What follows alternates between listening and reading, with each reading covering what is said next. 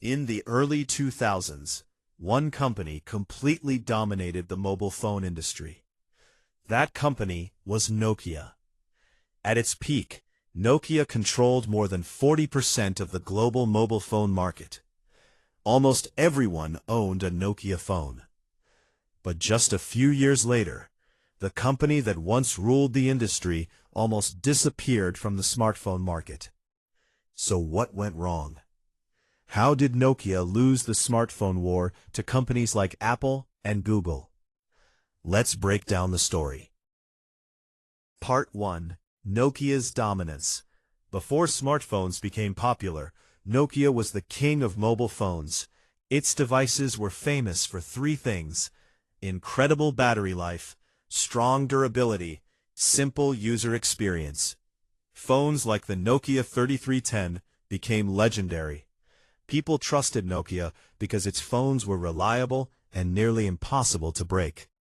By the mid-2000s, Nokia was selling hundreds of millions of phones every year. At that time, it looked almost impossible for any competitor to challenge the company. But the industry was about to change dramatically. Part 2. The Smartphone Revolution. In 2007, Apple introduced the iPhone. The iPhone was very different from traditional phones. Instead of physical buttons, it used a large touchscreen. More importantly, it introduced the idea of a smartphone ecosystem with apps. Soon after, Google launched the Android operating system.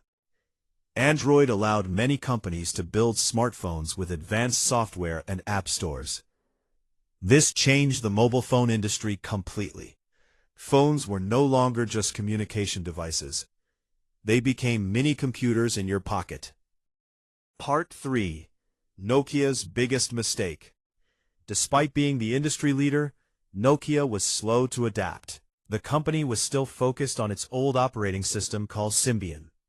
But Symbian was not designed for modern touchscreen smartphones. Developers found it difficult to build apps for the platform.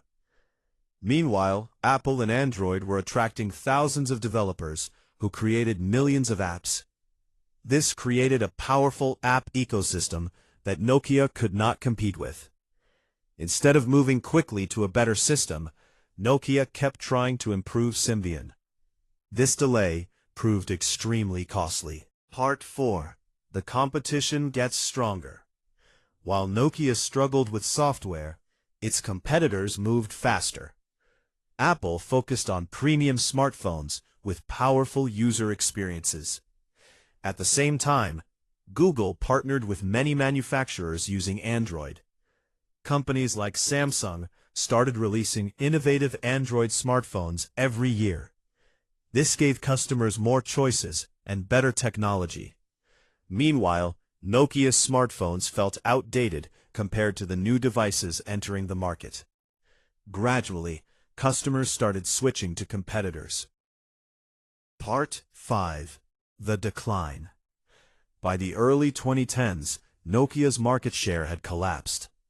The company tried to recover by partnering with Microsoft and launching phones using the Windows operating system. But by then, the smartphone market was already dominated by Android and the iPhone. The comeback attempt failed. In 2014, Nokia sold its mobile phone division to Microsoft. A company that once dominated the entire mobile phone industry had lost the smartphone war. Part 6. Lessons from Nokia's failure. The story of Nokia teaches three powerful business lessons. Lesson 1. Never ignore technological shifts. Industries can change faster than expected. Lesson 2. Software ecosystems matter. Hardware alone is not enough in the digital age. Lesson 3. Leaders must keep innovating. The market leader today does not guarantee success tomorrow. Conclusion. The fall of Nokia is one of the most important lessons in business history. It shows that even the strongest companies can lose their position if they fail to adapt to change. Meanwhile, companies like Apple and Google transformed the smartphone industry and redefined the future of technology.